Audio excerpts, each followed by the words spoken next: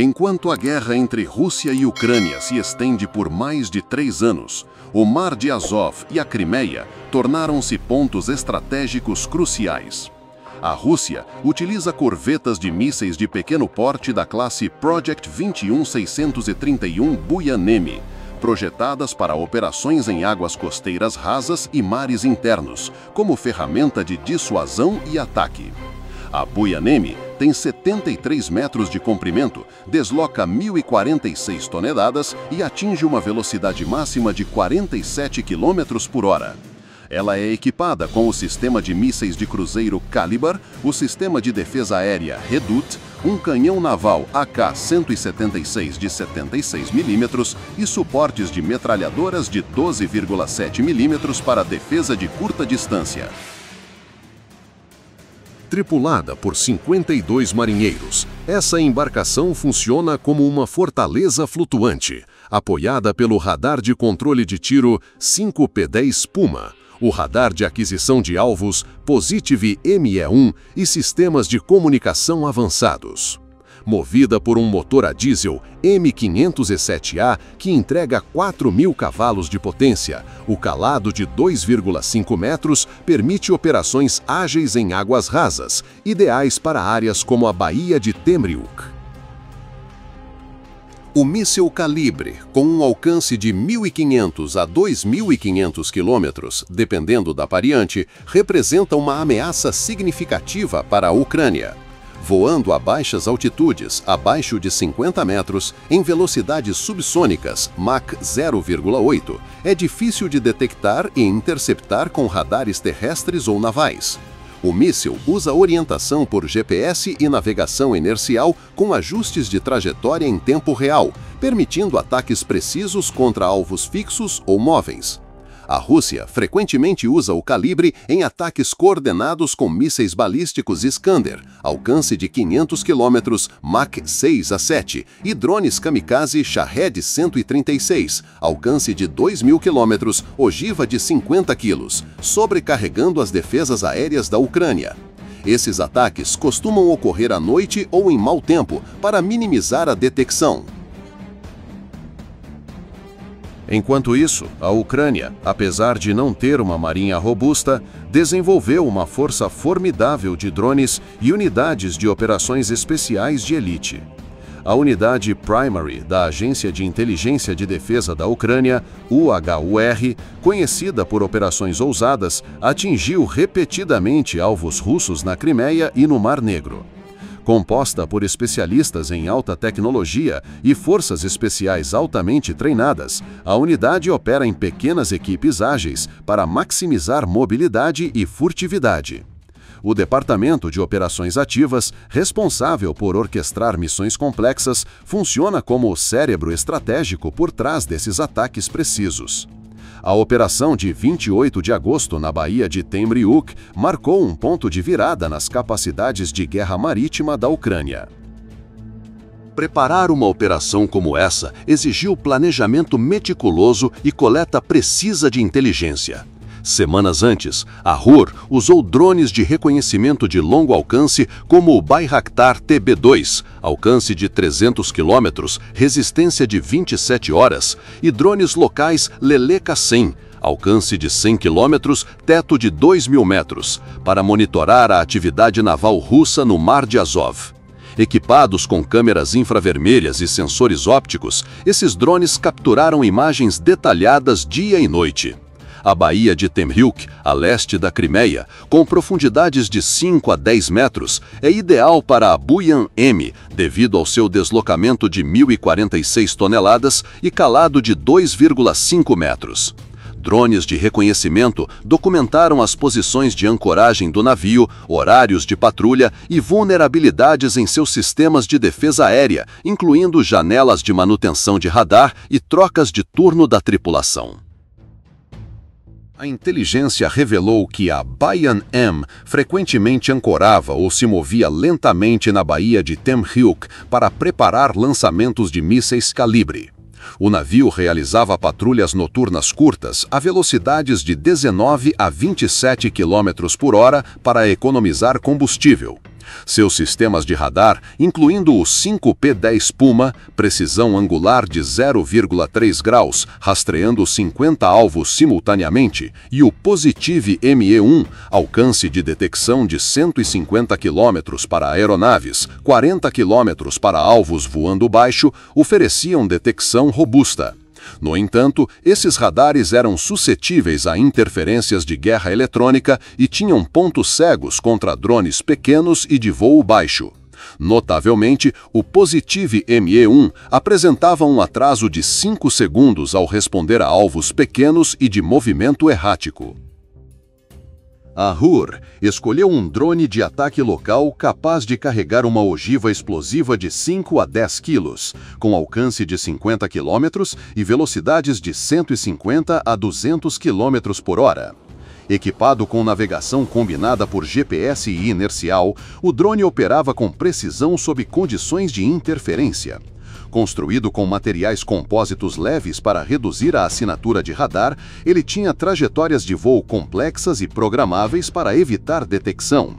A unidade Primary operou o drone enquanto o Departamento de Operações Ativas planejou um ataque complementar usando forças especiais em barcos rápidos armados. Esses barcos, feitos de liga de alumínio, mediam 8 metros, pesavam 2,2 toneladas e eram movidos por um motor Yamaha de 250 cavalos de potência, alcançando velocidades de até 93 km por hora. Para neutralizar o sistema de defesa aérea Redut da Buyan-M, que usa mísseis 9M96E, alcance de 40 km, Mach 2,5, altitude de interceptação de 10 a 30 mil metros, a Ucrânia usou um sistema móvel de interferência eletrônica. Posicionado em uma plataforma terrestre controlada pela Ucrânia na costa do Mar de Azov, o jammer emitia sinais de 5 a 6 GHz, interrompendo a capacidade do radar Positive ME de travar alvos. A antena direcional de alta potência interferia em sinais num raio de 19 km. Ao mesmo tempo, drones de reconhecimento monitoravam continuamente as respostas do navio para garantir a precisão do ataque. Os dados dos drones eram transmitidos ao centro de comando por canais criptografados AES-256, garantindo segurança da informação. Ao amanhecer de 28 de agosto, quando a primeira luz surgiu sobre o Mar de Azov, a unidade Primary lançou um drone de uma base secreta perto da costa da Ucrânia. Camuflada como um local civil abandonado com defesas passivas, como redes e jammers infravermelhos, a base ocultava as operações. O drone, pintado de cinza para se misturar com a névoa matinal, decolou a apenas 10 metros acima da água, usando o terreno e as ondas para evitar detecção por radar. Viajando a 180 km por hora, ele seguiu para a Baía de Temryuk, a cerca de 40 km da base. Ao mesmo tempo, uma equipe de 8 homens do Departamento de Operações Ativas preparou-se em um barco rápido blindado equipado com uma metralhadora de 14,5 mm, 600 disparos por minuto, alcance efetivo de 2 km, e granadas propelidas por foguete RPG-7, ogiva PG-7VL, penetração de 50 centímetros de blindagem. Equipados com óculos de visão noturna NVG-7 e sistemas de comunicação criptografados, a equipe coordenava-se em condições de pouca luz. Lançado de um ponto a 19 km do alvo, o barco, capaz de atingir 93 km por hora, estava pronto para se aproximar da Buyan-M após o ataque inicial do drone. Para criar uma distração, a Ucrânia ativou interferência eletrônica costeira, perturbando os sinais de radar do navio. O jammer emitiu sinais falsos de aeronaves, fazendo o Positive M1 alocar recursos de processamento incorretamente.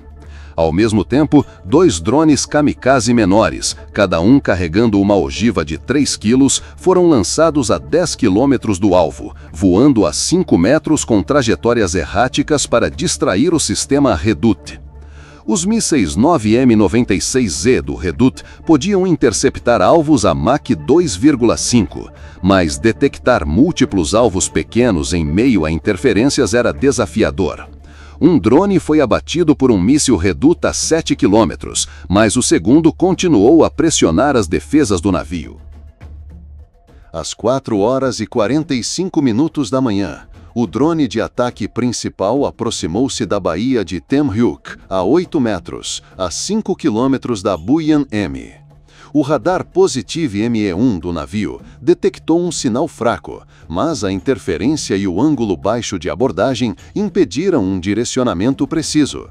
A tripulação de 52 homens entrou em estado de alerta, mas atrasou as contramedidas devido à direção incerta do ataque. O drone foi programado para atingir o mastro principal de radar, que abriga o sistema 5P10 Puma. Viajando a 180 km por hora, ele carregava uma ogiva explosiva de 8 quilos. A 500 metros do navio, o drone acelerou para 200 km por hora e executou um mergulho de 45 graus. A ogiva detonou ao atingir o mastro de radar, criando uma explosão ofuscante que destruiu a antena e parte do sistema de controle de tiro. Uma fumaça preta densa subiu do mastro, com destroços espalhados por dezenas de metros, sinalizando que a defesa aérea do navio estava comprometida. O sistema Redoute, dependente do radar Puma para direcionamento, perdeu imediatamente a capacidade de intercepção em baixa altitude. As metralhadoras de 12,7 milímetros do navio tentaram abater o drone, mas sua velocidade e trajetória errática fizeram os tiros falharem.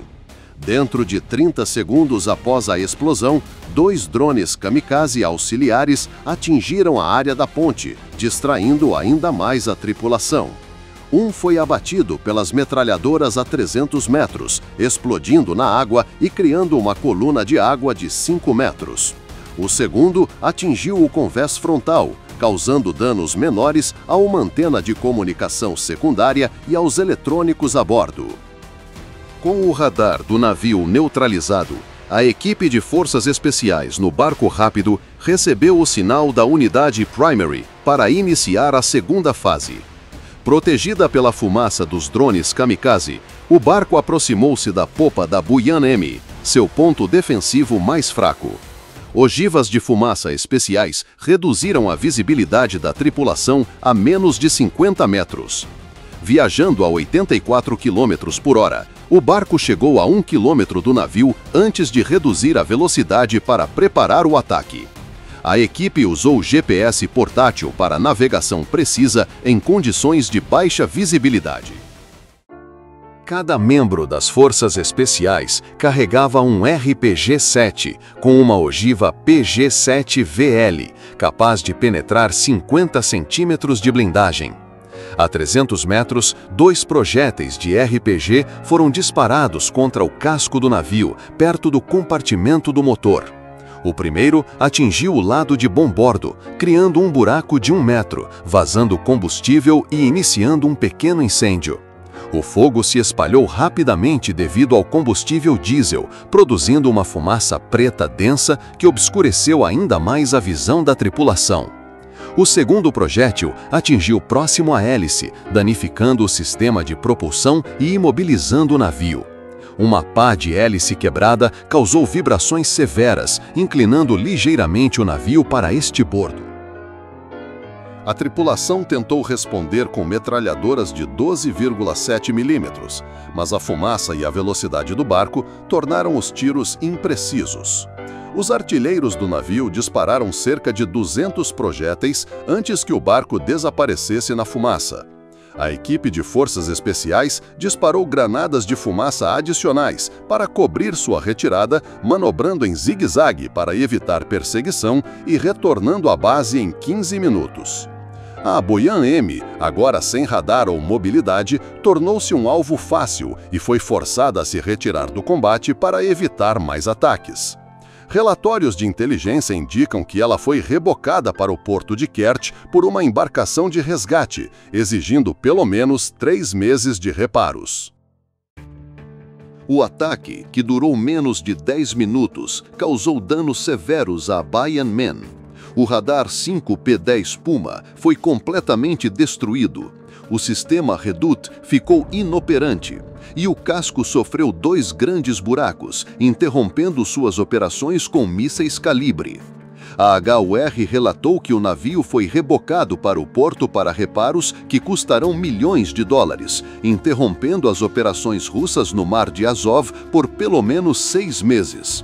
O ataque também danificou eletrônicos críticos, incluindo controles do motor e comunicações por satélite, cortando a conexão do navio com o comando. Essa operação não foi apenas um sucesso militar, mas também teve um significado estratégico. Neutralizar uma Buyan-M, um pilar dos ataques de mísseis de longo alcance da Rússia, enfraqueceu a dissuasão naval russa na região. Também abalou a confiança russa em proteger ativos estratégicos na Crimeia, especialmente com os avanços da Ucrânia em táticas de drones e forças especiais. A operação reforçou a posição da Ucrânia no uso de drones e forças especiais contra alvos de alta tecnologia.